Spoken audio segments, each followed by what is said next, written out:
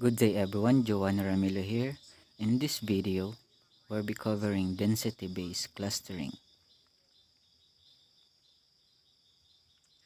Density-based clustering is also known as DB-scan or density-based spatial clustering of application with noise.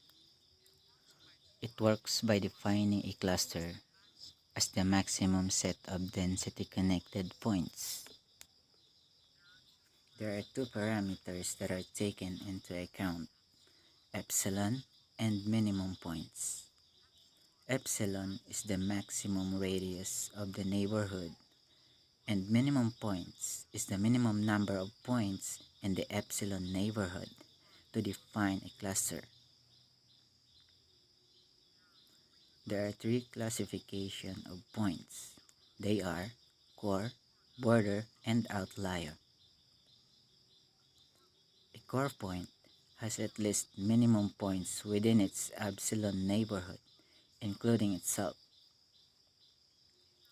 These are points that are at the interior of cluster. A border point has less than minimum points within its epsilon neighborhood, but can be reached by a cluster, that is in the neighborhood of the core point. And finally, an outlier or noise point is a point that cannot be reached by a cluster. A point Y is said to be reachable from X if there is a path P1 to Pn, with P1 equals X and Pn equals Y, wherein each Pi plus 1 and the path must be core points, with the possible exception of Pn. An object Y is directly density reachable from object X if X is a core object and Y is in XS epsilon neighborhood. A is directly density reachable from B. B is directly density reachable from C. A is indirectly density reachable from D.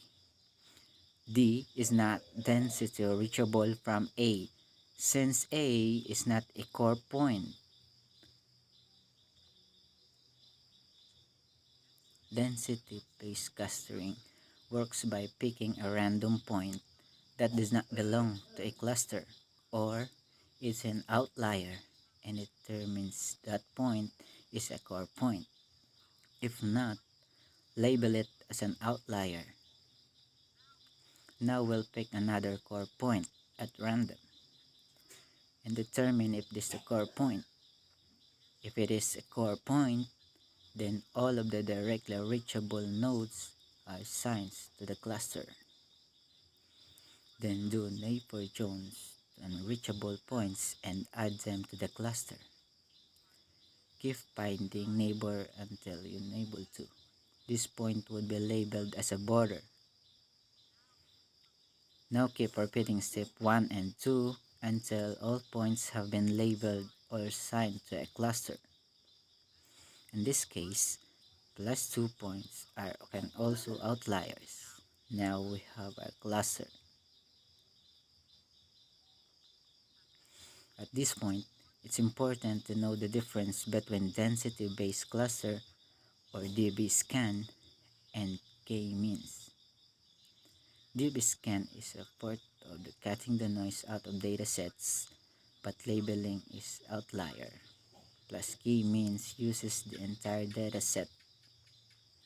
In this example, we have two sets of clusters resembling half-moons, each belonging to different cluster sets.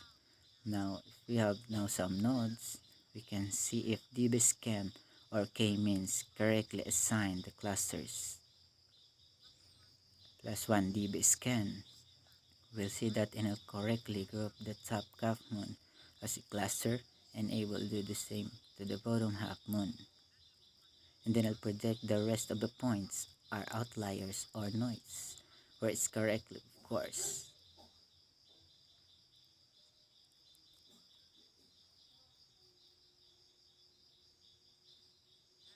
Now, let's look at the same half-moon examples using k-means. This will also includes the noise data points. Now, two random set points start off, and the collective points are assigned. Then, it's essential move accordingly to the new location.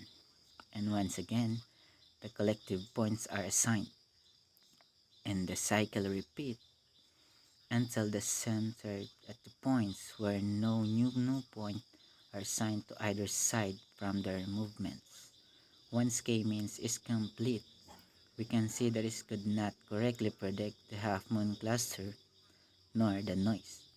K-means have a huge disadvantage in that it considers the whole dataset and cannot distinguish noise from cluster groupings, and might also identify cluster incorrectly to the rich reliance on central placement.